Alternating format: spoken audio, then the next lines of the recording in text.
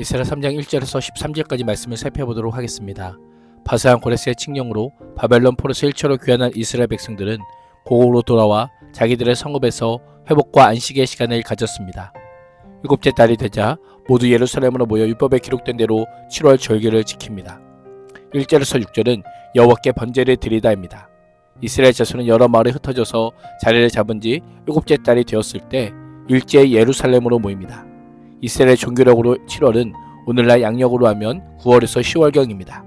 7월 1일에는 나팔절, 10일에는 대속제일, 15일부터 한 주간 동안은 초막절이 있습니다.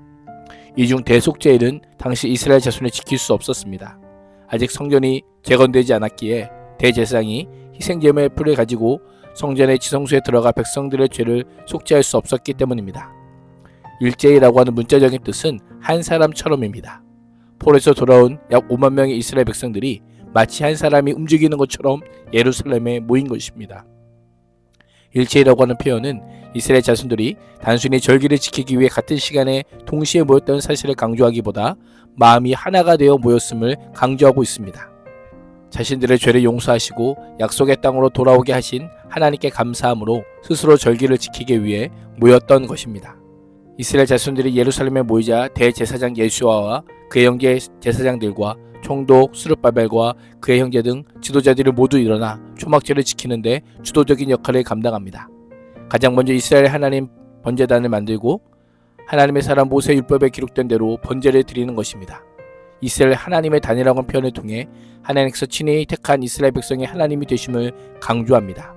이스라엘이 하나님과 맺은 언약에 근거하여 하나님께서는 이스라엘을 버리지 아니하시고 끝까지 보호하시며 지키심을 알려주고 있습니다.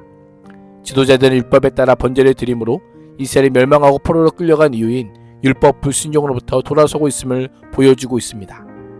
지금 내 삶이 망가지고 어그러진 것 같아도 다시 시작할 수 있습니다. 하나님과 어떤 관계에 있다 할지라도 다시 회복될 수 있습니다. 온전한 삶과 관계 회복의 출발점은 바로 예배입니다. 예배 회복으로부터 삶과 관계 회복이 시작됨을 우리는 잊지 말아야 합니다. 이스라엘은 정책에 살던 그 땅의 백성들의 반대와 위협이 있었지만 제단이 서있던 예토에 제단을 세우고 거기에서 아침 저녁으로 여호와께 번제를 드렸습니다.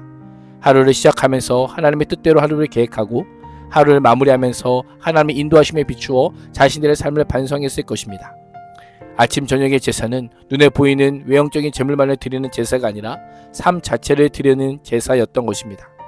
하나님께서 우리가 주일만이 아니라 일상의 예배자가 되기를 원하십니다. 오늘 하루도 일상을 충실한 순종으로 살면서 성령 안에서 깊은 영적인 교제의 시간을 가질 수 있기를 축복합니다. 이스라엘은 두려움을 이기고 성전 재건을 추진할 뿐 아니라 율법대로 초막절을 지킵니다.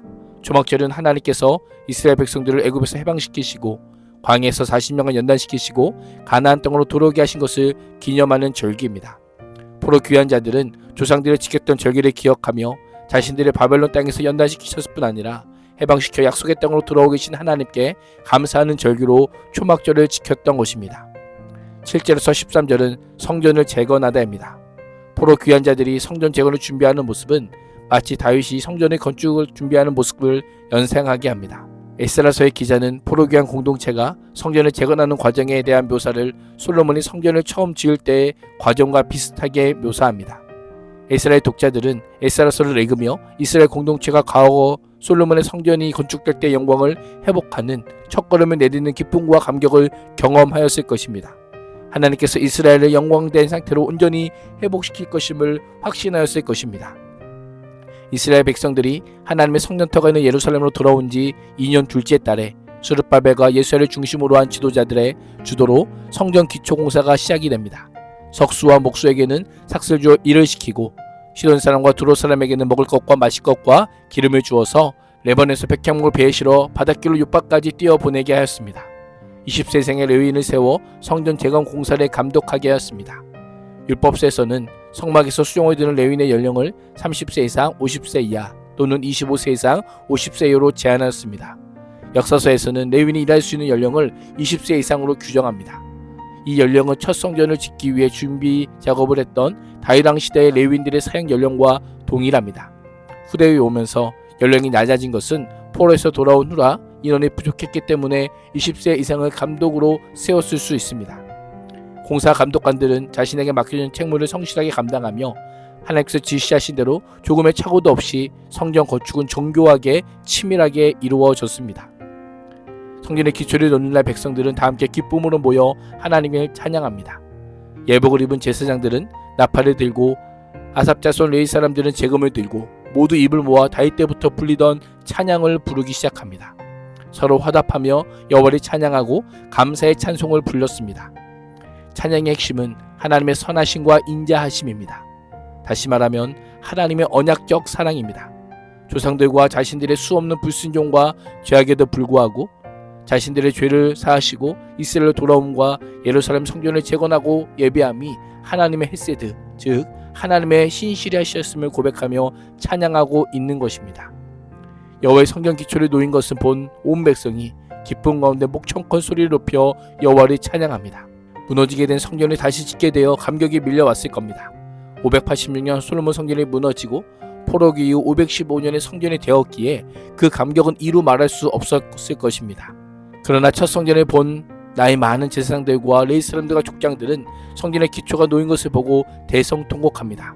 학개 선지자는 너희 가운데 남아있는 자 중에서 이 성전의 이전 영광을 본 자가 누구냐? 이제 이것이 너희에게 어떻게 보이느냐?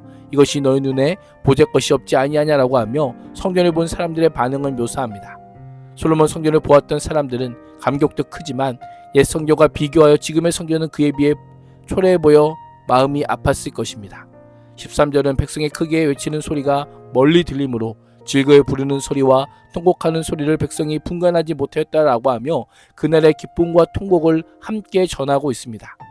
오늘 하루도 사람의 눈엔 초라해 보일 수 있지만 모든 것이 은혜입니다라고 고백하며 하나님의 선하심과 인자하심을 찬양하는 복된 하루가 될 수 있기를 주님의 이름으로 축복합니다. 기도하겠습니다. 하나님, 오늘 하루 주어진 삶의 중심이 예배, 인생의 중심이 예배가 되어 사는 날 동안 평생 하나님의 선하심과 인자하심을 찬양하는 예배자가 되게 하여 주옵소서. 예수님의 이름으로 기도합니다. 아멘.